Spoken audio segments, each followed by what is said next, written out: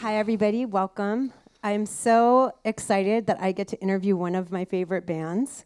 I never saw this. God, I sound so old. On my bingo card for 2024. But yeah, so we're here to talk about your album. It's called TANGK. We're all going to change it through the night. A bit like bingo. TANGK. Anyway, TANGK. That's TANGK. TANGK. That's so easy. Yeah. Okay. So should we introduce everybody? This is Joe. Hello, everyone. I'm Joe. Hi, Joe. And Mark. And that's Kenny Beats. And this is Kathleen fucking Hannah. I paid them to say that. So we're just going to get right into it. We're really mainly going to talk about like your writing process and stuff for the new album because that's what I'm most interested in. One of the things in doing some research for this that I found out is that a lot of times Joe just goes in and kind of freestyles lyrics. Like, I'm assuming you have instrumentation set up and stuff, and then you just go on, you go into the studio and get on the mic. Has that, oh, sorry. Yes. But I also read that for this record, y'all had like these little kind of snippets of ideas, and then you brought them into the studio, and you did a lot of like prep work for the instrumentation of it, like a ton. And I was really interested in this idea of a band that lays all this groundwork of like, it starts with the beat, and the beat is the movement. And like, there's so much poetry in the way you guys even talk about your music that people who have read interviews with them know like they give good interview. But it's like, you do all of this prep work, and then you go in and you just have fucking faith that the lyrics are going to be there. And so I wanted to talk to you, all three of you really, about how on this record, the preparation and faith, like what is the relationship between being super prepared and then leaping off the cliff? Well, I guess the key is to not have any cliff to jump off. So it is literally, Bowen and I learn very differently, and we talk very differently in life. But we have a connection when it comes to visual language in order to move forward at the start of an album. So I'll come up with the title and the thematics and the artwork, and then we'll use that as a framework for palette and kind of tones, and we won't really talk about anything specifically musical, but what will happen in my brain, and I won't talk for you, dare I ever, pretend you're all nice in front of these people. We'll talk about it after. But what happens is we literally create a landscape to work off, and parameters to bounce off, and a mirror to look at. And when we came to the studio and we worked with Kenny and Nigel in the studio with these parts, what I had absolutely no doubt with when we were in the studio is two things. One is that my themes were there, and I think one of the things that you can get carried away with as an artist or whatever is listening to things like gatekeepers, advice, doubt, self-doubt, of course, more importantly, and all these things that trickle in all the time. It's normal. It stops you from walking out into traffic. But when you're writing music, or you're painting, or you're writing a book, there's no fucking traffic. There's no edge. There's no cliff. You have a landscape to walk on. That's yours. You just spent the last however many fucking hours you've been on this life, on this planet. You spent all that time experiencing. All you're doing with art or music or a song is connecting to the universe and realizing just how fucking small you are and celebrating that with other people that like to realize that too. I'm not the only one here. I am not alone. in my addiction, in my grief, in my joy, in whatever. So when I go to the microphone, I've lived it. What am I worried about?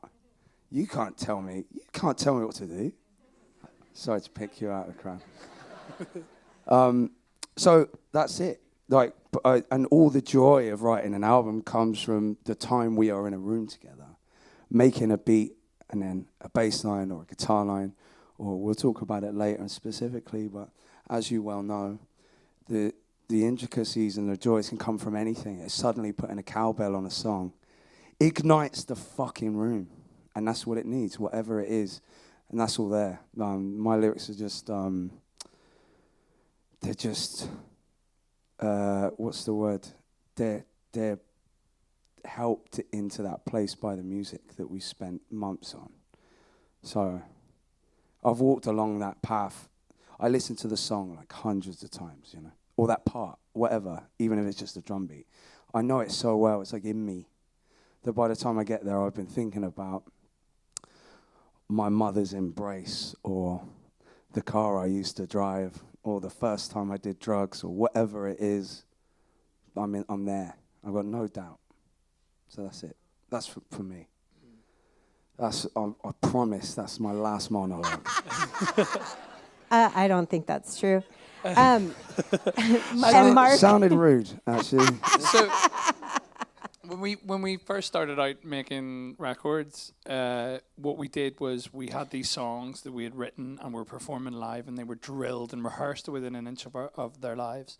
And it was about, we wanted to capture the energy of our live show. So we thought that the way to do that was to perform it as a band, and the recording process is not with Kenny, but the recording process is often a laboured process, and there's lots of waiting around, and you're trying to like give this spontaneity, and you don't get access to it, or the tone didn't represent how it felt in the room, or something like that.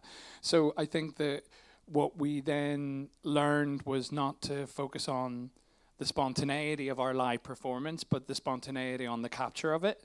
So like a lot of what you hear on our records now is the first time it's been played. And especially on this album, that was a big thing, was we wanted to use production more as a tool in the songwriting craft. So we wanted to hear things as they were going to sound on the album right away, and like bounce off that. So it's even like if it's a guitar part and it's been manipulated and all sorts of weird stuff happened to it, that was going to be there right away, and that spontaneity would drive the energy. Like it's how we can transfer what we are as a live band into the recording process without the elephant in the room being that you're not seeing us perform live, you know. So I think that having that spontaneity, having not ever, so we will finish songs, and sometimes they're finished for like weeks, the music, and then you're just like, what is Joe gonna do on top of this? And you never know, and it's a really strange thing, like, because you're like, I don't know, you have to I don't know, get used to it immediately and try and give insight into something. But it's normally like the first time you hear it, it's not even a verse, it's like the whole thing. And you're like, whoa, there's so much information to take on board there. And like, there's so much put into it as well. You can't really go, can you do the second line of the verse again? It was a bit, you know, it's like, because you can hear the, all that stuff. So. Whoa. What the fuck, man? He's red, sweaty, you know, he's like, look what I've just done. Like that scene in Good Will Hunting when he comes down with the mitt on. Not the mitt. But I think there's no, like, Kenny and I were talking earlier. Kenny's just almost finished building the studio. We were talking about creative thinking and language and that. And it's for me, and learning from you, I learned a lot from you in the process of TANGK, because Kenny was really patient with me, but also is one of the, finding a good producer's quite hard, right? Yeah. And it's not because there's good or bad. It's just certain ones connect with you, or I don't know, they kind of they ignite you in a way. But Kenny can do that with anyone. I swear, anyone could get in a room with Kenny, and he listens, and he's willing to learn from the person. The music and that, he's very musically talented and knows how to use and process and all the boring shit no one cares about. Well, but what he does is he listens to the people, and he ignites the right part of your personality that's right for that song. The words are there, I found the words and my story's there, but it's like learning that maybe the first time I do it isn't the best time. And being patient with that. Because I'll be like, it's fucking done, it's done. And you're like, just whoa. I'm working on that and finding the right voice that's honest. Because there is a dishonesty in eagerness, and there's a dishonesty in wanting to be the best. As we were just saying before we came out there. If there's a sense of competition within yourself or other people, sometimes you're just trying to impress or punish the wrong part of you or someone else. And you've got to do what's best for the song. Otherwise, there's no point in doing it. So what's the vocal editing process like, Kenny? Wow. I'm just glad we made it to question 2 after I'm you a two. singer, so God. I'm like learning a lot. Okay, so for us, the vocal editing process is nothing like any other artist I work with, of hundreds and hundreds of artists that I've recorded, thousands of artists. What they're saying is true for both of them, where something might be like an inkling of an idea for weeks of time. And the two of them are sure in what it is, what it will be, what it's saying, from two completely different ends. They're both always pushing at the same time for two different things, if that makes sense. But they're both sure in each other. So it's this thing of like, I don't know about Bowen's thing, don't ask me about it. And I don't know about Joe's thing, don't ask me. But just at the end, it'll be right. It's really hard when you're working on a song. Joe can come and push about wanting to do something that sounds like time-tested nostalgic genres you're familiar with, Motown stuff, or a certain rock thing, or a post this genre, an electronic thing, and be like, this is where my head's at. And Bowen's like, I want it to sound like an object that doesn't exist, or like something that's like so far from a reference point. And we're trying to put both of those things into the song at the same time. And you're sitting there with maybe a drum beat and a drone and like a guitar part that I could teach the front row how to play in the next 10 minutes. And they're Hold saying, the fucking phone. and they're saying it's going to be this thing. And we're going into our 4th record together, and Not anymore. and today they've been working on something I cannot talk about, but they've been working on something for a while together, and they showed me remnants of it a few months ago, and I'm screaming at Bowen on the phone about like, this doesn't make sense. You didn't send me the right files. This isn't what you're saying it is. I don't understand how to help you with this. And then today they played me the newest versions, and I'm like, oh, you nailed it. Like, it is exactly what you said it would be, and it's amazing. And for me, the process difference and the editing difference has been something that's like worked across the board with every other artist now, which is if you are a fan of something already and you have nothing to do with it, you like this comic book, this TV show, this artist, and you have a chance to work with that thing you're a fan of, interjecting yourself is the worst thing you can do. You already liked it without you being involved. You know what I mean? So with these guys, I believe in their ideas in a dangerous way, where I believe 100% for sure it will be Grammy nominated. It will be this thing that people can see and feel, and they'll feel it the way I feel it, because I cry to Idol songs before I ever met them. This is not like a fake, I like was down to do a session and make a beat for them. Like, I'm truly a fan of this band, and now they're my best friends. And so the trust level is to the point of like, no matter what you say, I'm going. And a lot of the time, that's not the smartest move for me as a producer or a songwriter or a musician, but you can hear it in the records, and the spontaneity they're talking about in the studio only comes from having that level of trust, you know? And Joe's done things, to give you a quick anecdote, on the last record on Crawler, I guess, like, not that stats matter, but like the biggest song on that record, Joe did in the last hour of the last day of recording. So we had weeks to do a record. he'd been saying, I'm gonna sing it. I'm gonna sing it. The instrumental was done, the band had played it, the music, besides the vocal, was amazing. We were just sure he wasn't gonna sing it. We had 1 hour left before we have to leave and go home, and I have to fly to America. And Joe goes in there, he does one take of the song. The song is Beachland Ballroom, for reference. Joe does one take of the entire song. So what you're hearing on that record is the first and only time he ever sang that song. Ever. He sang it, had missed one note that he didn't like, which is in the song, and you'll never notice it in a million years. He missed one note, left the room. It's not it. The song's not it. Fuck that song. Or like, that's not right. Left it. I went to the band, played the band the take. Tears. You know, like people were like, oh, this is the most important song on the record. You know what I mean? And it's like, when you go into the record after that, and that's how the last one got made, you kind of have to be like, yeah, Joe didn't do it again today, but he's going to do it. He's going to do it. I've been here before.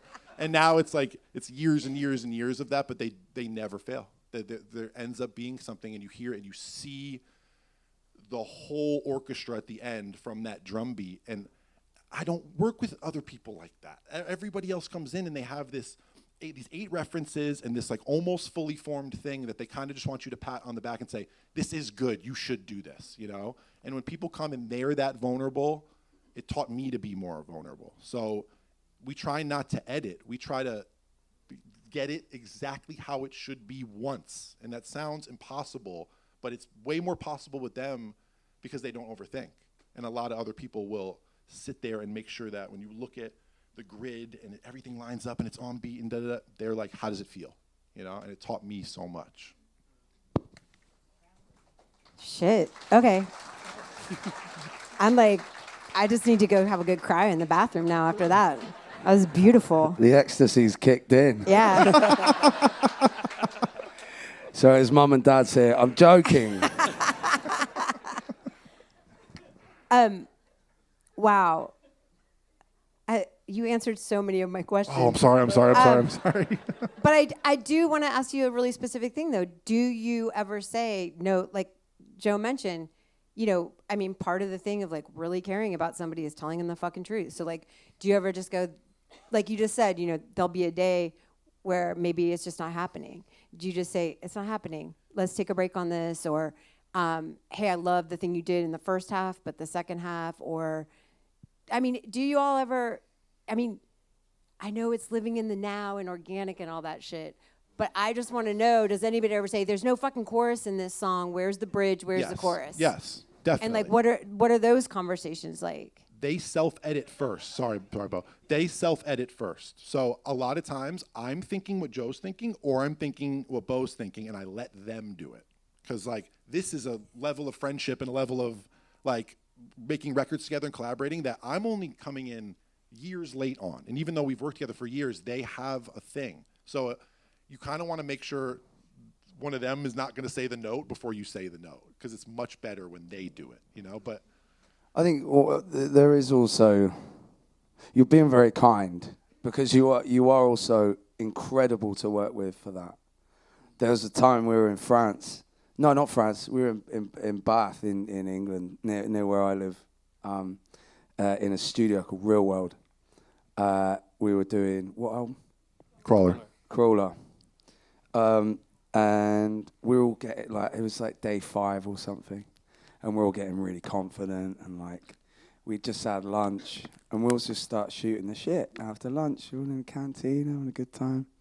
Kenny goes to the studio and starts setting up to record. And we're like, having a really lovely time. And like, literally 20 minutes later, we're in there fucking around for ages. Kenny comes in and he's like, what the fuck are you doing? He's like, you talk about making the best record, you're wasting your time, you're wasting my time, you're wasting the engineer's time. And we're all like, oh my. But it was great. It was great because it was great. And so everyone leaves and like head down. Oops. Sorry, Kenny. But I was just there like doing a little dance. Yeah, fucking yeah. I want that. I want someone who believes in something that's beyond niceties and wasting fucking time. Like, we're so lucky, all of us on stage. I've had so many graces. We've all worked hard.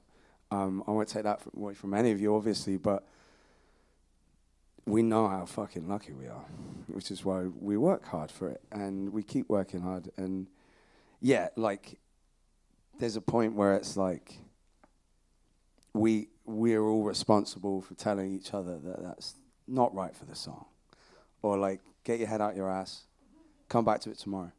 You know, stop overthinking, or that's just rubbish, which we're good at. We were horrible to each other for years before we got the opportunity to record.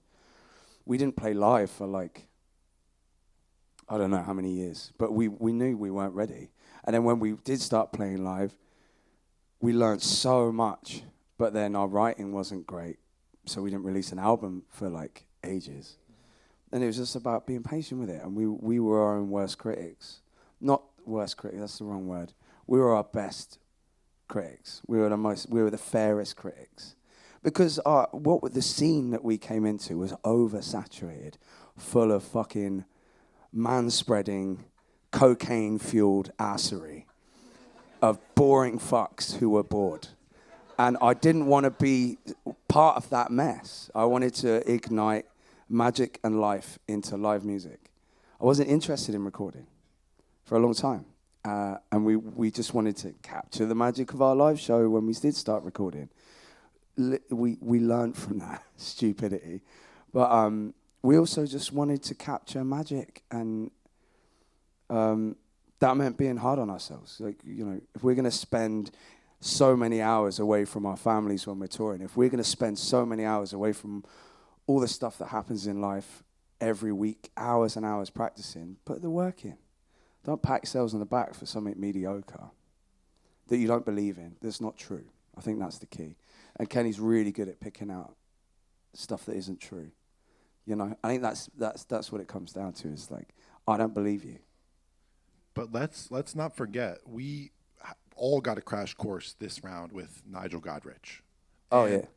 And it's like we found a thing between us, you know what I mean? And the three of us look each other in the eye and say something once, and you never say it again. We understand that. We had our thing. But you interject like one of the greatest producers in history, you know, like, let alone who he's worked with and the records he's done in McCartney and Radiohead and Pavement and so many unbelievable things. Nige is very much an artist in his own right. And I don't think he would mind me saying that when he goes into a project, it isn't all about exactly what the band want and only what they want. He wants to be a fan of what he's making. And he really wants to love what he's making as much as they do. And that doesn't necessarily mean that they came from the same place and why they're making the record, how they're making the record. They came from very different places. And I feel like I could understand a bit of Nigel and I could understand a bit of them, but I was stuck in this middle of like, do I just like go with what Nigel's pushing with their ideas, or do I fight on the Idols team and tell Nige, like, no, this is Idols kind of thing? And he helped us learn that, like, you need to love it to the fullest extent every single spot of the way and not compromise in that way, in a way where I think we've all been like, we'll get that bass sound, we'll get this drum sound, we'll come back, we'll make that. And he really pushed every single person to just say, like, is it as good as it can be, you know? And that taught all of us a lot. It really did. Can I ask you a question? Is that allowed? Yeah, you can ask me a question. So, like, what about you in terms of, I think the word Bowen and I use is like sentimentality. You know, like just letting go of something, of an idea. It's like, let's just not hold on to things. When you write songs, do you hold on to them for dear life? Do you fight for them? Or are you like, okay, do you trust the people you write with enough to like just take criticism, or do you fight for something you really love that's in a song, like a part? Oh no, I love criticism. I feel like it's such a gift to work with other people, and like it's so much easier to go in and like throw your ideas against the wall if you have people who are going to say, here's what works about that and here's what doesn't. Because then you can like really be honest and really like show your like true, you know, wild ass ideas, like be kind of like naked as an artist in front of other people, because you know they'll tell you, oh, this is what we need to do with this. And like I don't ever want to go into a process with something fully formed. Although I like work on the melody, like behind the scenes before I ever let anybody hear it. I'm just not that kind of person. I'm supposed to be being naked. Like I actually come in a snowsuit, like lyrically. Not lyrically, but melodically. Like have you all ever heard the Billie Jean demo that Michael Jackson does where he does like the dummy lyrics in it? Like that really inspired me to just let myself find the melody and the rhythm before I start putting language in it, you know? And I'm really interested in your relationship to language and where that came from. Like, because you have you may be in there freestyling or whatever, but you write some of the most beautiful lyrics that I've ever heard. And sometimes I can't even hear them when you're singing them. And then when I'm reading them, I'm like, Jesus fucking Christ, where did that come from? And they are really like kind of cinematic and do create like a feeling. And I can see how Bjork over here, who wants this song to sound like a waterfall hitting spoons. I love you so much. I love you so much. Like, well, I can say it, but you can't. Like, More like Burke. I feel like I'm seeing where the connection is because of the way. I mean, I don't want to be corny and be like, you're a poet, but you're a poet, and like I'm interested. Like, did that start when you were like a little kid? Like, were you like writing poems in the back of your notebook when you were like frustrated? Like, I fucking hate my parents, or like, how did this poetry thing happen? Part one. And part two is, have you ever gone in with lyrics like sitting there and then mashed them up? Well, thank you. I think like I was a very violent, angry little boy trapped in a man's body for a while. And I turned to like debauchery as opposed to anything creative for a long time. Because I had like a lot going on with my mum's health, who was my best friend, you know? So the kind of the lingering and slow demise of my best friend was something I wasn't willing to take lightly. I come from a very fiery, wonderful mother who brought me up. She was full of life and was beaming as a human. And not once would I ever let her memory, but before she died, her light go out. And that meant, and how I thought it meant, was just fucking getting through it. I turned to drugs and violence and crime and stuff and just went out as much as I could and have fun with my friends. And I was like a battering ram.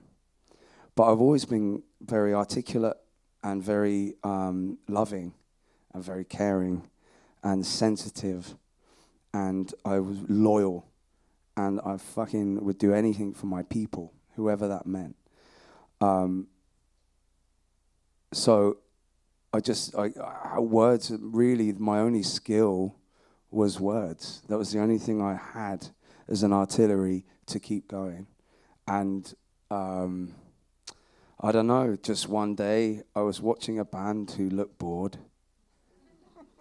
And I turned to Dev, who was stood next to me, sweating buckets as he always does. And I was like, this band are fucking terrible. I'm sick of paying money to see people look bored. Let's go and start a band. And he's like, yeah. And I was like, no, we're fucking going now. We're going now. And he was like, and I was like, let's go. And we left and we started a band. And like, all I had was my words. That's all I knew I had. And I knew I had a story to tell, but it wasn't really about the story. I didn't know how to tell it yet or anything like that. I wasn't interested in telling my story.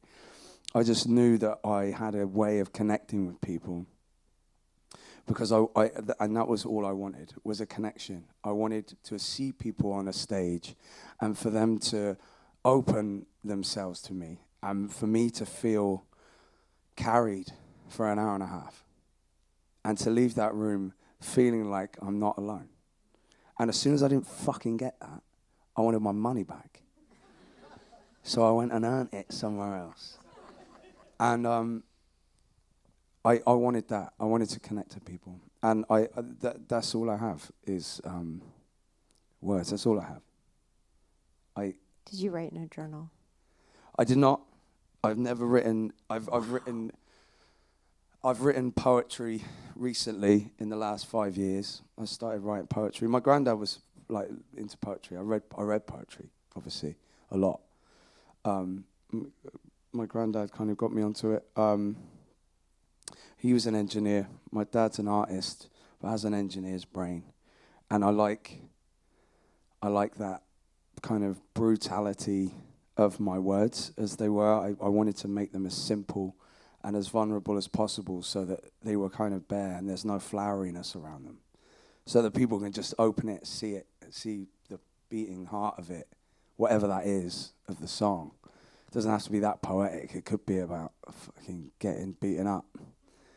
But it means something to me, so I just put it out there, but put it out as a blunt instrument. A bit like Ginsberg. I'm not comparing myself to him, okay? But like that thing, there's a visceral nature to it. There's something you can see the viscera of his experience, and hopefully mine. But the more I get on, I just like to challenge myself, like the engineering part. I want to challenge myself and trying to write differently, however that is. But yeah, well, thank you. Yeah.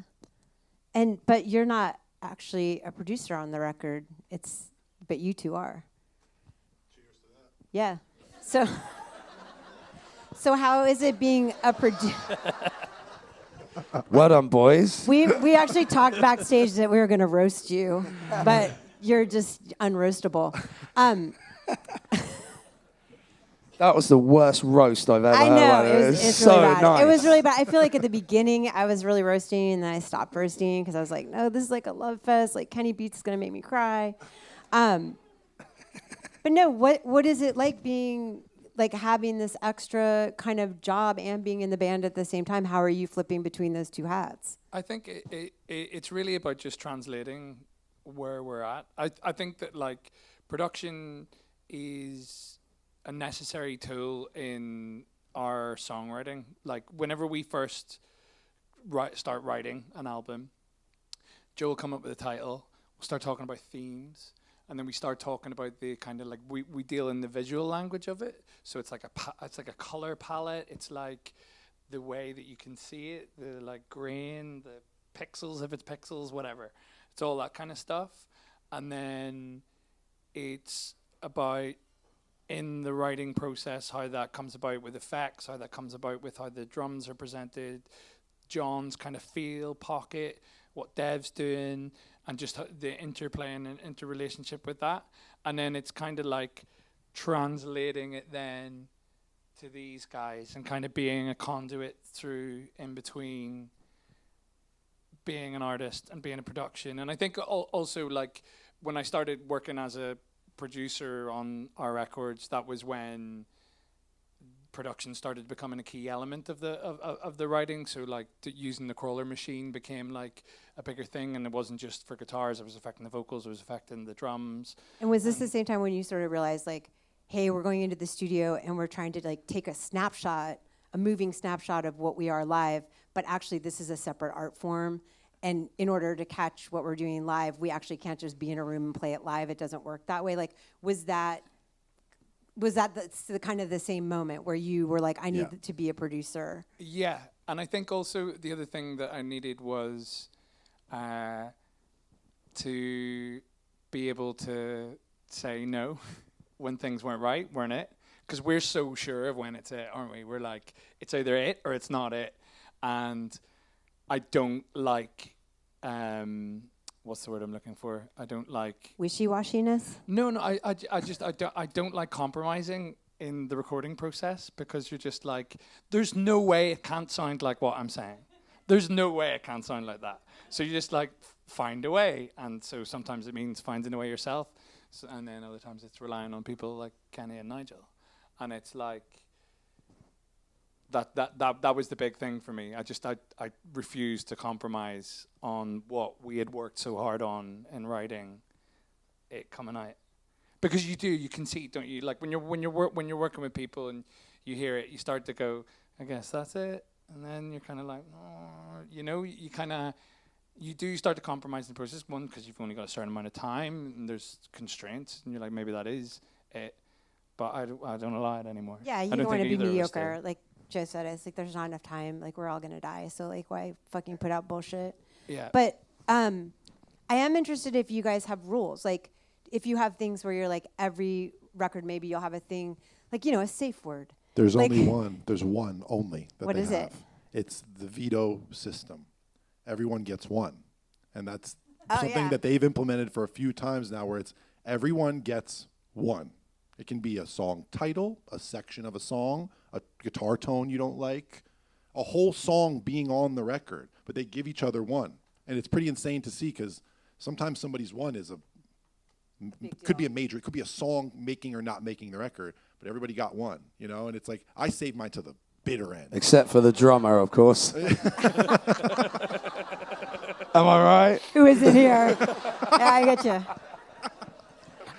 That's the only rule. I think that's a great only rule to have. You know, everyone gets one, and that's fair because you don't use it lightly when you have one only.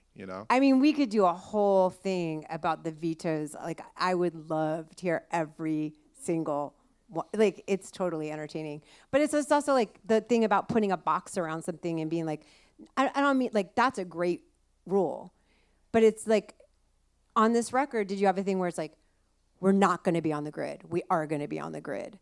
You know what I mean? Like, where you're like, we're going to do, just like things, nerd things that you're like, this is the limit. So that, because you got it, like you said, there's constraints. Well, I mean, it can be money, it can be time, it can be, I got to get home and, pick up my kid from school.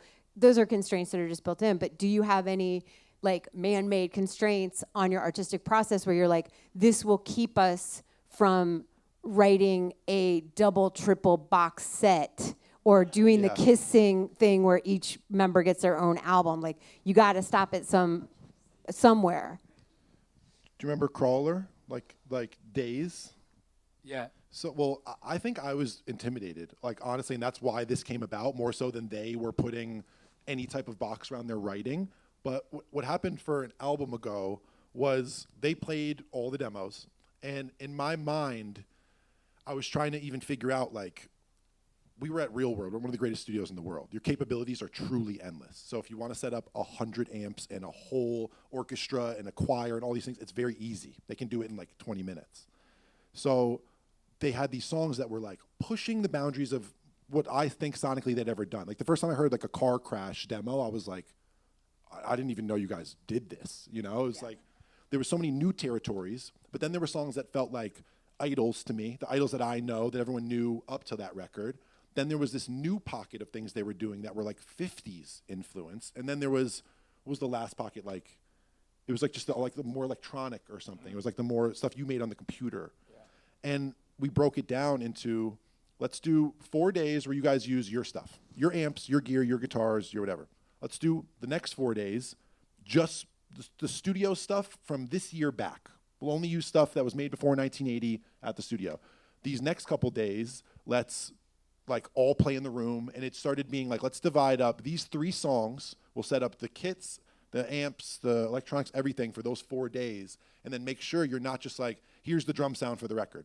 Here's the guitar tones for the whole record. Like, it's very easy in a studio to set the mics up day one or set all the equipment up day one and then just use the equipment every day. It's much harder to say, we want to set up new drum kits, new amps, new things, and new rooms. It takes 30, 40 people to do this over a couple hours, and you only have so much time at the studio. So it cannot be advantageous sometimes to do a million different setups, but I did think it helped the record have completely different pockets of sound, where you can switch between that record and feel the overall, like what they're saying, the palette of what that record's supposed to be and why it's named that, and lyrically what Joe's threading everything with.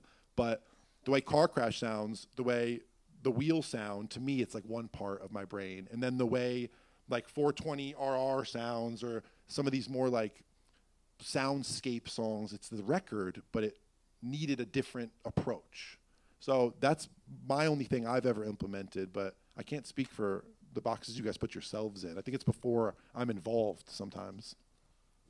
It's all comes from that conversation, the conversations that we have about what the album is and what the title is, and then we just both have boundaries on what is it and what isn't it, and that's really it. I mean, beside that, there's no other rules. Yeah, I mean, similar to what you were saying about your approach, is that like I'm very much collaborative. All right, like I mean, between us, I think we're about half the album each musically. Obviously, give or take, like lots of stuff post the parts that we write, but the idea is that we bring each other things, and then the collision or the compassion between that is the magic bit. Like I look forward to kind of like a golden retriever just like poring over an idea to Bowen, like, what do you think? Huh? And he's like, yeah, it's all right, that. And then he'll play guitar, and I'm like, he loves it. I fucking knew it. But, I think like Bowen's more forthright. He's smarter than I am in terms of the mechanics of how things work musically. I just have ideas. So I need my 4 little men to help me finish the songs often, but I don't know. Like, it's the magic is the collaborative nature, and I think the less rules, the better. Beyond what's true for me, like I'm like that's not how it's supposed to sound, and now I'm way more articulate and know how to produce stuff a bit, and I can play instruments and stuff, so it's fine. But like, where it goes is often not where I intended, but that's great because it evolves. I love the idea that it's not, that's not Idols, that's not our brand. You're not saying that. You're saying that's not this song. You know what I mean? Because I feel like that's one of the beauties of y'all as a creative force, is that it's really like rooted in trying to be there in the moment. And you talk about that a lot with your live show. But I know you wanted to play a song or two. So do you want to get to that? And yeah. Well, I guess that's what we led from. Was there was a point where with success, I mean, Los Angeles is kind of a tale of two cities, and that you can be successful and keep some integrity of your intentions, your being, who you are as a person, your friends, your family, and as a microcosm of who you are that changes. Or you allow that smoke to be blown up your ass and you turn into some fucking lunatic that you see a lot here. Anyway, here's gospel from TANGK. Well, what I mean is, I think like we, as a musical entity, because there's 5 of us and we are quite democratic. There are leaders between us, depending on the song. There's a driver. There has to be. That's how democracy works. Yeah, we just decided to get rid of that idea of what Idols is with like our 3rd album and just work towards what's best for the song. That came from Kenny, and then in turn Nigel, which is just working for the beauty of things. Like there's no, you have to work with what's best for the song, and that's the best way you get what is amazing in life, is that combustion between, it's not all you, it's never you, it's your perspective, but it's so much more than that. So it's like the magic of that. So with TANGK, we just wanted to further that idea and just be more experimental, not with what we know. This is as true an album as we've ever written, but be experimental with how we get there. So I guess the first song we would use an example of is Brian. Which one are we doing first? A gospel. Thank you. Do we play it? I'm not playing it. Like, I don't have it. Like, I mean, I have it in my purse. Someone's but gonna play it. I can play it on my phone. Do you ever do that in rehearsal where you're like playing your old song, trying to learn it off the phone? And you're like looking up lyrics.com to read your lyrics, and they're like totally fucking wrong. I like the way you're like, do you remember that? Yeah, about 4 days ago, Kathy. Yeah. So, So, the reason why I was leading into this song and what we were just talking about is that I think a gospel is the best example of what we've been saying in terms of collaborative writing and not having a cliff to fall off. There was no doubt. I don't know, like where we've been heading is any direction. I don't know if anyone's heard both of the whole of the last 2 albums, but we've just kind of written whatever we want. And because that's what we love, all those things, they're all components of what we love and what we're capable of because we love it. So there's a celebration of that, and this is where this song, A Gospel, came about. It was one of the first things you brought to the table. I can't remember. No, it was fairly late on. But it was you, or you can explain how it came about because it's your piano piece. Oh God, how did it come about? I was just messing around with a piano at my in-laws' house, and was kind of just messing around with chords. A lot of this album is in like C major. It's all the white keys. It's easy to play. But I was like, okay, you know, I was moving around with weird different shapes and stuff like that. And I just ended up writing this thing. I recorded it with an iPhone. And then I sent it to you and I was like, I want to write this like gritty rock and roll song, I think I referred to it as. I believe there was like only 2 albums that I tried not to listen to music whenever we're making an album because it will become really apparent that I was listening to that. And so but there was only 2 things I was listening to in making of this album. One was Aphex Twin Selected Ambient Works and the first Latigo record. Yeah. I'm just fucking with you. And Timber Timbre, the Keep On Keeping On, is that the name of the album? Is it not Timber Tamba, self-titled? No, it's the second one. The one where it's like it's all like really good gritty rock and roll songs. And then noise tracks in between everything. There's like just like random like stuff. Yeah, that's the one with the pyramid on the front. Yeah.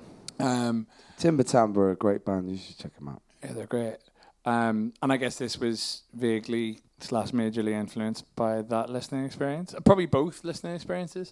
But so I had this track and I was like, I sent it to Joe. I was like, this sounds crap, but this is kind of the way it's going. And Joe was like, that kind of sounds great, actually. And then it went through loads of iterations. I destroyed it. I made this like attempt at like a Steve Lacy-ish thing with it. See, one of the with things like about his personality is that he has to go through every option and break everything down until it's been exhausted to come back to the first fucking option. Every time. Every single time. So it had these like... Which is why he needs me. So it was like, it doesn't have drums in it, so I'm going to do these like, you know, on my own. So I was like, I'm going to do really like pockety, like terrible drums. And then there was like a weird organ thing on it. It was awful, really, really bad. It had another 4 sections too. Do you remember we had to cut it down because there was an A, B, C, So D, annoying. E, F It's like section? the end by the Doors. So then I wish it would end. we circled back and we listened to it, and then we were like, I think that was a day. It was actually just me, you, and Nigel in the studio, and Nigel had just got he's got this clavier, which is a piano that is like a player piano, so you can send it MIDI, and everyone was like, your piano playing's terrible, but like, you know, we can make a computer do it better. And I'm like, oh, like Aphex Twin, that sounds very cool. Yeah, cool. Yeah. Okay, do all this weird stuff. So we started doing stuff on the computer, and it's basically there's like on the track you listen to, there's like the piano, the iPhone recordings there. It's the way through. You can hear my like daughter ring a bell on the bike at one bit. and then there's like this computer-controlled piano where there's like 15 hands playing all the bits, and it's doing all this weird stuff. Kenny put me in time. That was... Yes, I did. But this is exactly what I was saying before, of like, he's making all these jokes throughout it, of like, this isn't C major. You can just play all the white keys in the piano, and I messed this up, and I messed this up, and I did this thing, and it was crazy, and no one liked it. But what he ended up doing with this piano was genius, because what he did was he sent information to a piano that it's basically a piano that I can right now play some notes on my computer, and this piano 50 feet away will play on the piano. And he sent information that no person in their right mind would ever do, because you might break it. Like, he basically sent something that was like a million notes all playing at one time. So a piano's not ready to play all 88 keys at the same time, you know? And he sent this information to it that I was trying to like correct and make, like, normalize his thing, because I was like, I see what you're going for, but this is batshit crazy. He sent it, and the piano could only pick up on so much of the information because he sent way too much info to it. And most like producer-brained people would say, that's not going to work, so we're not going to spend the time to do that. Bowen doesn't care and would be happy breaking Nigel's piano. So he, like... I'd enjoy that. Joe broke 5 microphones on the last album, so let's... But Bowen sent this insane information to this piano, and what it got back was really cool. And you hear it throughout the track, but it was this kind of mindset of like, I don't care, I'm just gonna do whatever I wanna do, and it might be cool and maybe it's not. So many people stop before that cliff and go, this isn't going to work. Or they'll debate for 30 minutes if it will work or not, when just trying it takes 2 minutes. But you can debate for an hour of, will this be good? Will this add to the song? Will it not? And he does these things that start kind of like, I was just messing around on the white keys and I sent it to this thing, and all of a sudden you're like, this is what it's been missing. And his daughter's bike bell is in the background, and then Joe talks about something on top of it that really makes you feel it, and that connecting is like so quintessential Idols to me. Well, that was the nature of it was quite weird, because we recorded everything else. This was the last song on this album. It was. That we did vocals on, because I was really nervous about not singing, because I'd started singing really on the last 2 properly, you know, in a Grammy sense of the word, like singing. Well, no, but you know, I was nervous because it was like his song that I really loved. It's not often that I hear, it's an intimacy to that recording that, I don't know, like it made me feel something. It's not often that I feel much from Bowen's music.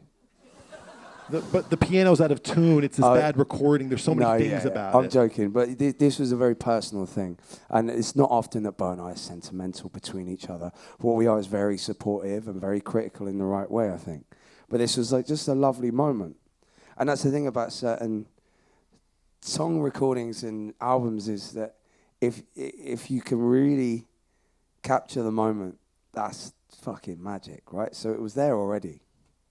And it was realised by the time I was going to the mic to spit some bars.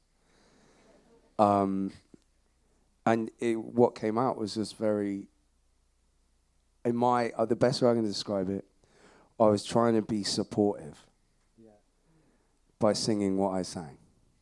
Because it was vulnerable, which is rare for Bowen to be vulnerable. He doesn't need to be, because he's very confident and he's, you know, open, and he's not impenetrable. But he's just, you know, he's level. He's just a guy that doesn't. I don't know how to describe it. You're a real piece of work. He's actually you're vulnerable easily. Okay. You know, you're confident. I don't know what I'm saying. But anyway, so this is a very tender moment, and I wanted to do it justice by opening up a can of fucking worms. It's actually one of my favorite moments in the studio when we were recording TANGK. It was like late at night. I think we had just, I don't know if the violins were on there yet, but we had been sorting something. Sorry, I've got to talk about the violins after that, because that's funny. Okay, so we were talking about it, and like we were like, Joe, you need to do this song, and you hadn't done Monolith either at this point. And he was like, I don't know if I can be this vulnerable. I kept saying all this stuff. And Kenny was just like, you've just recorded the most vulnerable thing I've ever heard in my life. And we were like, oh yeah, let's cover the room. And you hear Monolith and you're like, oh my God. Like, it was, I mean, we were all aghast at Monolith. Remember, I did something that got vetoed in Monolith, actually. Joe finished the take. Actually, it might be a gospel. It's one of these two songs. But Joe finished the take. Again, he had cut it once. And he finished it. And sometimes it's just like, I don't smoke cigarettes, but sometimes you just know it's like cig time. Like, I just kind of knew like he was going to go smoke a cigarette after this certain vocal take. He did it. In my mind, I was like, that's the one. I don't emote. I say nothing. Whenever they do something and I'm like, that's the one, can't see it on my face at all. But I knew, I was like, this is the one I'm going to go play for Bowen. And he finished the lyric. He closed the notebook. And then he like grabbed his lighter off the stand. And then he walked out and then he shut the door behind him. But I left the mic on for all of this. So at the end of the song, the original version, everyone came in to hear it for the first time. It was this extremely vulnerable moment, but it finished. We're all in dead silence listening to this, and you can hear in the record Joe close the page, grab the lighter, walk out, close the door, leave. And like, it made me want to not touch anything in his vocal, because I was like, everything you hear, every breath you hear, all the things I normally cut out, the breaths in between, all the noise you hear, the ASMR stuff you don't want to hear.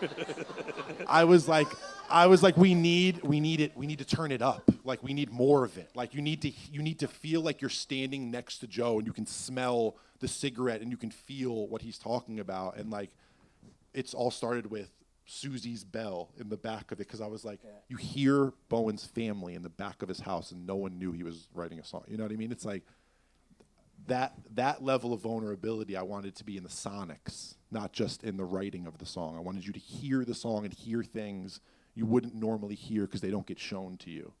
But it was quite a moment. That was one of my favorite moments of the whole record. Yeah, we had to secretly put strings on it because I thought he wouldn't allow it. I was like, fuck Bowen, don't tell him. Just get your mates there. Because he's got a strings guy in LA or wherever he is now. He's in Canada. Yeah. I was like, don't tell him, just put it on.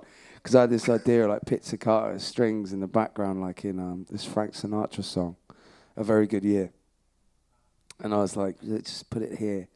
And you were like, yeah. And then we were going to keep it from you. And then you came back in and you're like, what are you guys? I was like, fuck. Like, pizza, and you were like, yeah. And then we got it on the piano, didn't we? And sent it to the guy and it came back. And it was it's just a magic. I don't know. I love that song, man. I started the last one. This one came about. Joe had an idea for writing a song with a pop beat. And it was that beat. That beat, yeah, with that beat. And a lot of this album is based around tape loops. So what we did was, it's kind of like, it's a cheat code for live bands to sound like electronic music. So it meant that you could have John's playing, but it would sound like a drum machine. And so that was the thing. So John played the beat. I think Nigel actually plays some of it. But then John started doing all the falling down the stairs stuff, and we were cutting and chopping bits. And then falling down the stairs, and when a drum, like that sort of thing. We just in case. Didn't actually throw John down the stairs. And then Joe started playing bass, and it fed back, and it created this really cool harmonic, and we were all like, get that. And then I went over and was like, I bet there's another one. And then we got it, and then we got these different, and we started creating these chords with the... Got it. We started creating these different chords with the harmonics, and we started writing the song based around that, and then left that for ages. And then that was one of the ones that it was like literally just that. And then we got to I put vocals on it in the studio. Yeah. And then we're Team A. This was a team. Yeah, I was about to say. Oh yeah. Kenny and I are Team A, and then everyone else, literally everyone else is Team B. So we've done this for 2 records now, where Joe and I leave. We set up our own room for him to do vocals, and we just started calling it Team A. And so everybody else in the band is just Team B all of a sudden. But this was a Team A crush. We have songs that's like 5 minutes. I'm not being facetious. Like, there's songs with me and Joe on every record we've done where it's just like, we do it and we just look at each other. You have one instrument in Team A. I've got like drums, bass, synthesizers, other people to deal with. You've got like one guy. Fair enough. You could turn his mic off and go. I'm like, this one guy I've is a got a guy force. like limbering up playing bass for like an hour and a half before he plays bass. I'm like, you done playing bass for an hour and a half before you play bass? When you play bass on the thing? You just said I play bass, my man. On this one, yes. Thank you. We've had moments where Joe knows what he's going to do. I'm ready. I have the instrumental for him, and he does the take. We look at each other. That's it. Sig time. It's over. Like, that's the song. And we've done this literally 8-9 times where we just crush something in 10 minutes. And We're 90s Chicago Bulls for sure. definitely, 100%. But this one, Joe just crushed it right off the bat. But I think this was the first song where when you look at this record and you see like one of the greatest rock producers of all time, and then you see Bowen, a member of the band, and then you see me, this like white rap producer who's somehow involved. Like, I think a lot of people were like, how does the production work on this? How does all these different people in this room end up making this kind of record? That's the always question I get asked from everyone I know. It's just like, how did that work? This is the first song where everybody gave it 100% what they wanted to do with no compromise. I was doing exactly what I wanted for this song. So were you, so was Nigel and the rest of the boys. And I really think that this song helped us find how to make this record, because it was this loop for so long. When Joe and I got the original instrumental, that was like the one that Nigel and the guys had first worked on, you were like, the bass is wrong, the drums are wrong, this needs to be so much more like visceral, it needs to be louder, I need to hear the bass pumping. So Nigel was working with the band, Team B. Nigel was working with the band and said, okay, we have an instrumental. And I was like, don't give me all these microphones, don't give me this like crazy amount of files. Just give me one bass file, one guitar file, one drum file, and me and Joe will go do it. So Joe and I had the bass by itself, the guitars by itself, the drums. And Joe's like, pump the drums. Distort them, turn them up louder, turn the drums up louder, 10 times, turn the drums up louder. Make the bass crazy, put distortion on the bass, do something to the bass to make it meaner and gnarlier. I don't like how this sounds. So I'm just doing whatever I can, panicking. Just like, okay, how's that? Is that good, Joe? Like, okay, I put more distortion. And we made our own demo. So we were in this room alone, and I'm adding all this stuff that I'm positive Nigel's going to delete. I'm positive I'm going to go to Nigel, and he's going to say, okay, we got Joe's vocal. Let's make the song sound how it should sound now. And Nige came in, everybody heard it. They were like, well, that's the song for the most part. And Nige was like, give me those drums. Give me that bass sound, whatever. And I'm thinking this accredited producer is going to see some little stupid beat-making thing that I did to the drums and go, yeah, but we're going to go record the drums with $100,000 of microphones and we'll fix it later. And he was like, I like those drums. I like it how it is. So I'm just doing my thing. Now Nigel's like, I'm into that. Joe's stoked. They're stoked on Joe's performance, but the song wasn't quite there. They had done their thing already. I had just done my thing with Joe. And we were sitting one night, and I think... I went to bed. You went to bed. I think Dev went to bed. And I think it was No you. shit. Of course he did. Dev went to bed, and it was me, Lee, and Mark in the studio. And it was kind of like one of those hours where like people were already to bed. It was like no one's working anymore. It's done for the night. Nige sat down at the computer and started taking recordings of feedback and other things that they had done throughout the day and slowly adding them on top of the song. So we had gone through these different iterations, but now Nigel was kind of like sitting alone with none of us really paying attention, and he started to add these layers of feedback and synths and these things on top of the song. And we're grabbing we're literally like looking at each other like, oh my God, oh my God, oh my God, oh my God. And then he like added another one, and me, Bowen, and Lee are running in circles, literally yelling, running in circles around Nigel, and he's just ignoring us on the computer, like in classes. And we coined it like full Nige, which is whenever he goes like into his mode. And it was the first time he ever went full Nige. And the next day we played the song for everybody, and we were like, oh, we know where we're going. You know, it didn't decide any of the other music, but we were like, now we have this cornerstone that everyone's like, I couldn't feel stronger or better about this, and it eases you into the other songs. So I really think pop is what I think about when I think about TANGK, of one record that would kind of encapsulate what I felt making this record. It's definitely that song. Yeah.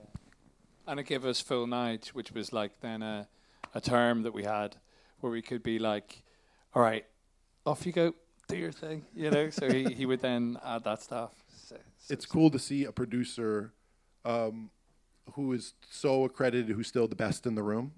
You know, like I just know so many producers or people I look up to who I've met, and no discredit to anybody, but they now have a team of engineers and a team of producers that are signed to them, and all these great musicians who come in all the time. And it becomes kind of this more 70s way of producing, of like, there's people and I'm going to orchestrate the room. I'm going to make sure the best musicians and the best songwriters are here, and I'm going to make sure it sounds good. But you're not playing an instrument or engineering or on the computer. There's a lot of great producers who have kind of gotten to a point where they're not doing the grunt work. And Nige is more down than any of us to do the grunt work, to edit for hours and hours and hours. And he mixed the record on top of producing the record, on top of these things. Like, it's cool to see that. Brilliantly as well. Yeah. Like, it was like the most distant I've had from the mixing process in terms of our albums, and the most complete sounded immediately.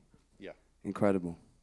It was really like a pleasure for all of us, you know what I mean, to be around that and see, even at that stage, I think he has 40 Grammy noms, I think, something like that. Like, he's not doing this record for any check or award or something. Like, he has them all. He did every Radiohead album. He's good, you know.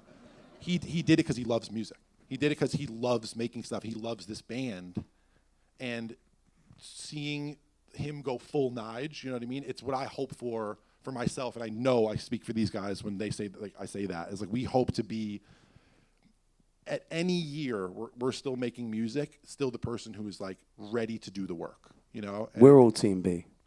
we're all Team B. Deep down. Okay, we're going to do a couple of questions from the audience, if that's cool. This person didn't sign it, so I can't say who it is. I'm so happy that somebody said y'all. Who is y'all's favorite pop artist? I'm giving it to Chapel right now for me. Love her. Are you like, I don't know any? You're just like, I've just been digging in the crates. Oh, it's this Wired demo from...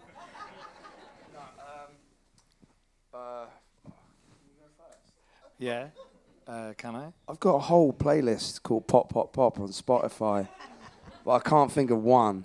I'm gonna give me a sec. I hate fucking lists when they're like, ask you to list something, you know, when you're doing press. Because I can't remember anybody's name or anything. Let's go. Yeah. Bowen? I don't know. Guys, it's Prince, Michael Jackson. Just say someone's name. I keep thinking of pop artists, but I find guys, out it recently doesn't say they're all current. Zionists. It doesn't say Hold current. on, let me try and remember. It doesn't say current, because I assumed it was someone who's like right now. So it could be like of all time. Oh, easy.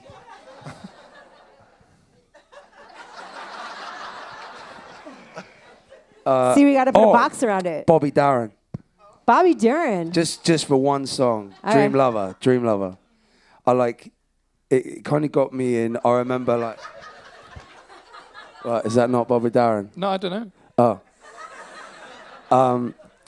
When I was a kid, I was like, I was having like real, what's the word? Lucid dreams. And my stepfather was a therapist, so I was having really problems getting to sleep because I had nightmares and shit. But there was this weird link that I had with like 50s pop music. And that was one of the first memories of hearing like this incredible melody. Like, I had a real affinity with soul music before that. My mum used to listen to soul music all the time, and I can remember the feeling, not the hearing, but the feeling of heard it through the grapevine for the first time. I can still feel it. It was like a synesthesic relationship with music when I was young.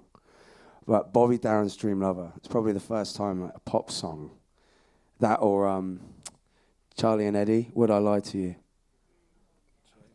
Beast of a tune. Beat that. What? Taylor Swift, yeah. I listen to a lot of Taylor Swift. I've got a 5.5-year-old, so that's not can't to avoid say it. exclusively that You got a 5.5-year-old addiction to Taylor Swift, am I right?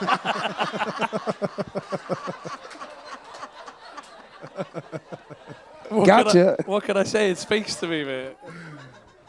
I was really hoping you were going to be like, Billy Ocean, get out of my dreams, get into my car. I love that one. I don't know why I thought that. You all are such physical performers. How do you maintain your physical health in order to do that night after night while on tour? Lots of water, stretches, eat one big meal. This is now. I eat one big balanced meal a day, no later than like 2 o'clock in the afternoon. Sleep. We just started doing calorie counts, so we got heart monitors. They were making all the guitar pedals and stuff go crazy, so they had to take off. But I kept mine on. Drummer, he burns the most calories. 1,500 calories he burns a show. I am second place, thanks for asking. So, at 1,200 calories. Also a lot, just so you know. But yeah, like balance, you know, you just got to look after yourself. Like sober touring 90% of the time. And what else can you do? Like there's also the fact that it's fucking magic. Like even when, like, we've never, touch wood. It's on the bottom. Oh, fuck, it's felted. Hold on. No, this is wood. Oh, thank you. Thank you. Team B, love it.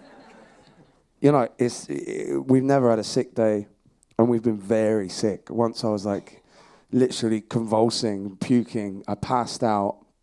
I woke up and went on stage, and they were going to call an ambulance, and then it was like, oh, just fucking do it. And went on, and as soon as you see the people and you feel the magic and you know what you're about to do, and it's like, it's the best feeling in the world. So it's great. I'm not advising other musicians to do that. Like, rest is best, but like I'm just saying, I found a purpose in life, so it just helps. And Dr. Footlights is real. Sorry? Don't you call it that, Dr. Footlights? Yes. Yeah. It's like when you're not feeling good, but as soon as you get on stage and lights go on, it's like you're totally in it and like you're well. It's really weird. Like it's an actual phenomenon. Yeah. Dr. Footlights. It's TM. So how do you stay in shape? Just the Dr. Footlights thing. That's me. You just Dr. Footlight it the whole way through. You're like, yeah, just like there was I think it was like the last tour. Like every person except Joe, I think, had knee braces and stuff on, and we were all like. You should record the creaking when you get out of the chair. I think that Kenny would do a lot with that. But yeah, it's just about balance, isn't it? It's about making sure you get enough sleep, which is sometimes hard. Making sure you get enough fluids, sometimes hard. Eating the right stuff, which is sometimes hard. Not boozing and indulging, which is sometimes hard. So, but balance in all those things, I think, is key. And also, it's just like. We do it every night. We do. I mean, we're going to do like 100 shows this year. So we exercise and we keep that muscle going. I think there's a little bit of us that's scared to take the foot off the gas because what if we can't get it back up? But it's like, it's just an instinct. Whoa. I was like... You're being vulnerable yikes. tonight, bro. Yeah, what if we can't get it back up? It's just... Slow down, Bjork. Yeah, so it's just something we do every night. I mean, like, there's really, like, silly things. Like, everything has to be in the same place for me. Totally. So, like, I've got all my, like, weird electronic stuff so it is on a riser. And, like, we played a show yesterday at a festival. And my riser was, like, that much higher. And I fell within, like, 20 seconds of the start of the show. And was, like, had to get my tech to put, like, a little bit of tape on the front so I knew it was there. So I could see that it was tall. But, like, and also, like, Can I just interject slightly there? I almost fucking kicked off then, because backstage, it's like he's got a possession gun where all his shit's it's fucking shit everywhere. It's like you've burgled the room as soon as you walk in. Your shoes are on the fucking sofa. You've unpacked, even though you're leaving in 4 hours. But on stage, it's all got to be in the right fucking place. Having bandmates that respect. There's one in every band. There's one in every band. And that's a huge thing is each other. We look out for each other. And I think that, like, not to get all Kenny mode, but... Whoa! It's a safe place, Bowen. But like, no, but it's we do. We all look out for each other, and we're all very observant of each other. We know when to give each other space. We know when to not give each other space and to come in and give support. And we tell each other to have fun with it as well every night. So that's a big thing. It's awesome. It's just so nice that artists that I really love are like, you know, not feeding into that whole like, you can be hedonistic sometimes in what you make, but that you give a shit about what you make, and you give a shit that the audience took the time and spent money to come see you, that you're not just going to be like, I'm going to get fucking wasted and like, you know, blah, I'm so great, like I don't have to do shit. Like I really take it seriously when I perform, and I want to give everything to it, and that means it starts when you wake up in the morning, that you're preparing for the show and that everything's for the show. And sometimes that means turning away from the fact that you're doing a show as a part of, you know, preparing for the show. Or going to museum, or like doing something totally else to get your head off it, your mind off of it. But I think it's just so refreshing, because I feel like I've encountered so many bands that are like just like they don't give a shit, you know what I mean, about what they're giving. And I think because you guys care so much about connecting with the audience, that it makes sense that you're not like, yeah, we just do like 10 lines of cocaine and then we go out there and just like, you know, we're so awesome, we can like do whatever. And I think especially with like all male bands, you know, there's this whole like kind of hedonistic thing, and I've always felt like, God, when do I get to be a rock star? You know what I mean? Because like everybody gives me zines about like incest and rape and stuff, you know, and like no one's giving me weed. Sorry about that. Yeah. No, I mean, I'm really happy that people trust me, you know, with their deepest, darkest, but at the same time, it's like, you know, I'm sober now, but I really loved it one night when we played some weird college show in this band La Tigra that I'm in, and the girls who ran like the feminist club like took us to the roof of the building, and they're like, hey, want to smoke out of our wizard bong? You know, and it's like every so often you have that night on tour, and like that's okay, but for the majority of the time it's like all about the shows and putting in like the most you can put in. Not like you're like a sports team, but like you care. And I love hearing that y'all care. How much more time do we have? Is that the yellow light that you're giving me? Okay, great. Don't shout at Kathleen, please. Yeah, that was really shouting. Sorry, that was a joke, by the way. I can't see that was. Oh, that's going to be too long of an answer. Now I know you all a little better, so. Okay, this is a terrifying question. I'm going to ask you, Bowen. It's not terrifying, like, you know, okay. Like, if you're, like, haunted house terrifying. If you could create a soundtrack, this is from Anna, Hector, and Leticia. Woo. Hello. Hey. Hey. This is a great question. If you could create a soundtrack for a fictional movie, what genre would it be, and what themes would you explore? So easy. Horror. I love horror films. Like, wow. Yeah. Like I spend all my time not related to music or my family listening to scary podcasts or watching scary films or like going down YouTube things with Bigfoot and stuff. So yeah, it would be a horror movie, and I'd want to make it as weird as possible, like doing things that don't, you know, because I don't want to go and all that kind of stuff. More like. Do you see what I have to put up with?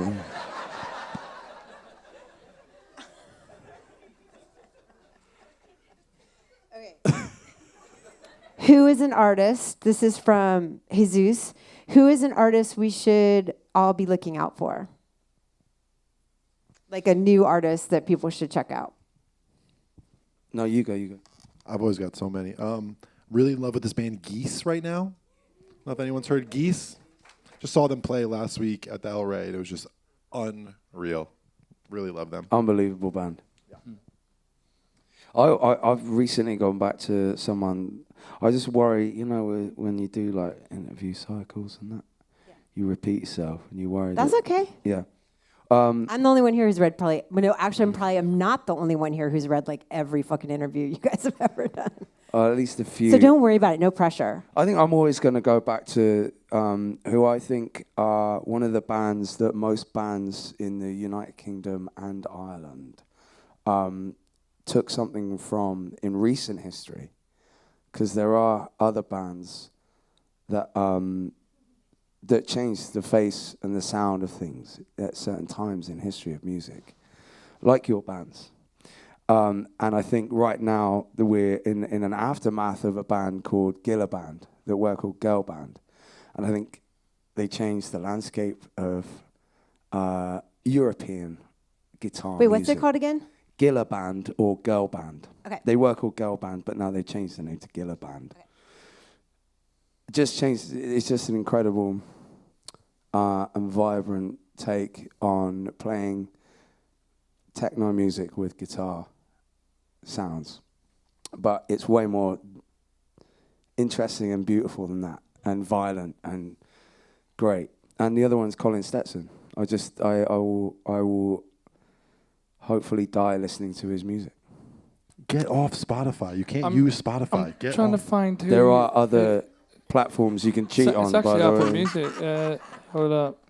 I've just got loads of like randomly labeled stuff. Whilst he's doing that, silently, I'll say, I would do a road movie. Oh my God. Like a coming of age kind of Y Tu Mama Tambien type thing. I think I would do a porn movie, but it wouldn't have any porn in it. It would just be the parts in between. You know, the weird stories. So you just be going around fixing everyone's stuff at people's houses. Yeah, where they're like, where it's like, it's just the part where they're like, I'm the teacher, I'm the student. And then it's like, and then it goes into like, oh, well, let's go home. Now we're at home. I'm going to make something to eat. But like the sex never happens. And so, and the soundtrack is just like, beep, beep, beep, beep, beep, beep, beep, beep, beep. What would you, well, sorry, we're not talking about that anymore. What is a band that people should check out? They just supported us on tour, English teacher. They just won the Mercury Prize, and they're sick. Their album's amazing, and it's very like, I don't know, post-genre in a post-punky way. It's not just post-punk. Post-genre, eh, Bo? Oh God, the whole like I'm not in a box, no genre. I think is that all we have time for? You sound like a dickhead. They're sick. We They're want cool. more? They're great. Well, I wanna ask the last fucking question because I didn't drive all the way from fucking Pasadena not to ask my question. Kathleen Hanna, everybody.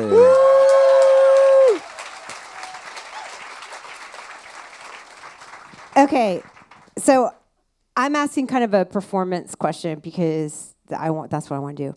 I'm going to quote you first, Joe. I think this was you talking about the first time when you performed the songs off this album, and it was kind of a bummer, right?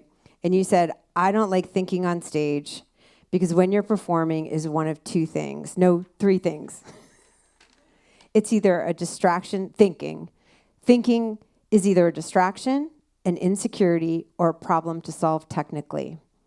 And any one of those things distracts you from being in the moment. There was a fucking smorgasbord of those three things happening, and I didn't enjoy it. As a singer who just got off tour 2 weeks ago, completely relate to that. It's almost like being I don't know how to surf, so I'm just like making this shit up. But like it's like being a surfer, I feel like, and you're like riding a wave, and sometimes you're like, I can't do this, oh my God. And then you have to talk back to that. Or sometimes it's like maybe you're a little sore, you're a little tight, and you're like, oh, I have to like really concentrate technically to like execute this the way that I want to execute it, or I can't be in my feelings right now, which doesn't mean you're phoning it in. It just means maybe you're like playing a technical show. But it sounds to me like you don't have that choice. You're not like, I can play a technical show and feel. You need to be in the present at all times, or like that's the goal. The goal is to like stay in the now and to quiet those voices, or to like put those voices on a lounge chair, sipping a Mai Tai, leaving you alone. Yeah. So, yeah. No, that wasn't it. Yeah. I know. I wanted to just be like, okay, bye, thank you. Yeah, absolutely. The motive, I think the idea of truth, it's not honesty. I think honesty has a sense of piousness that I'm not interested in. But I think searching for the truth in it is like finding the moment is the magic of live music. And so what you have to do to be true as a performer is practice loads, be sober on stage. To be truly present, you can't be fucking high.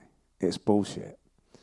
And, I'm not knocking anyone else's process and how they do things, but if you want to be fucking present and you want to go away in 10 years and look back and know that you were really there and felt everything that you wanted to feel, you're not going to do that after 4 beers. It's just not the way life works. So you have to work really hard at getting rid of the mechanics of your songs. Performing. Fuck all that stuff. You don't want to be looking at your chord shapes and thinking about your melody and remembering your lyrics.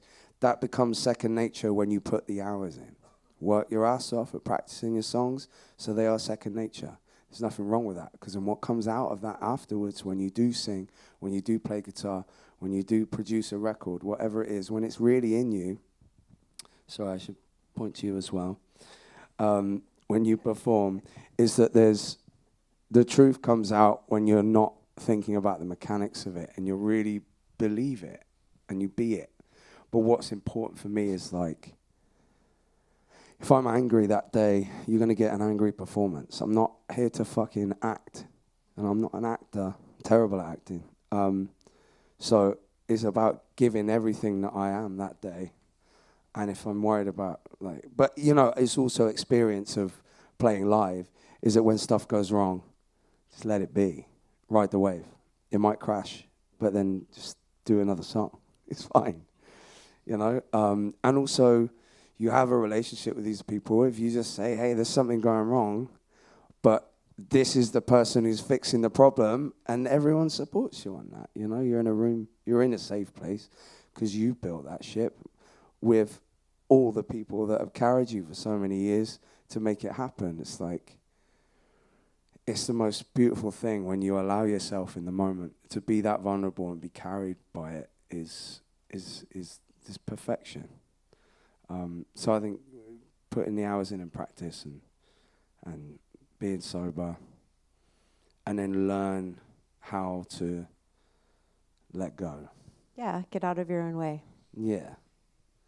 Because it's kind of like meditation, like that thing called monkey brain or whatever, where it's like I can meditate for about 35 seconds, because it's like everything in my head starts coming out, but like that needs to happen, and I try to do that before I go on stage. I don't meditate, but I like let all of that weird energy kind of happen. And sometimes if it happens on stage, like I'm like, you're never gonna fucking hit that note, you dumbass, or like whatever in my head, and then I'll be like, no, you got this. Like, and I have different things I do, like even just moving, and I see you with movement on stage. I mean, I've never seen you live in person, only on like, at Alone YouTube, but I have, and in your movie, but like I feel like movement actually takes me so much out of the thinking part that's like getting in my way and telling me I'm not going to hit that note, or this is the hard part coming up, or like, like looking at the set list. Like that's its own kind of like horror, is like looking at when you're a performer and you're looking at what's happening next instead of being in the moment. Because you're like, oh yeah, that's the part where I have to do this thing, or I'm going to do this intro, or she's going to do this, or like whatever. And so it's like, for me, really important to like not look at the set list until the song is over. And it's stupid stuff like that sounds really dumb probably to people who aren't performers, and I'm sure many of you are, but it's actually super important, because when you're in the moment, I think the participation happens, which is why we go out there, is to feel the participation of the audience and what's going on with them, and then what's going on with us. And we have felt the love from you all tonight, sitting, listening so quietly, and really, really appreciate you all coming out. And this has been so like fun for me to learn, and I feel really inspired by you all in terms of like I'm writing music right now, and it's just really inspiring to hear the different way that you all work, because I'm so much more pragmatic, and I feel like you're reminding me to like give myself more room. So thank you. And thank you all for coming. Well, thank you. Thank you very much. Thank you.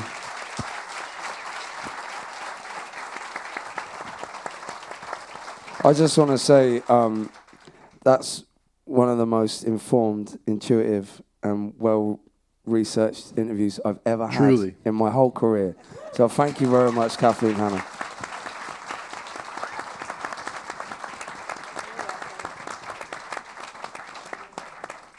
It's like a fucking love fest up here. Jesus Christ. I'm going to go back and like punch someone in the arm.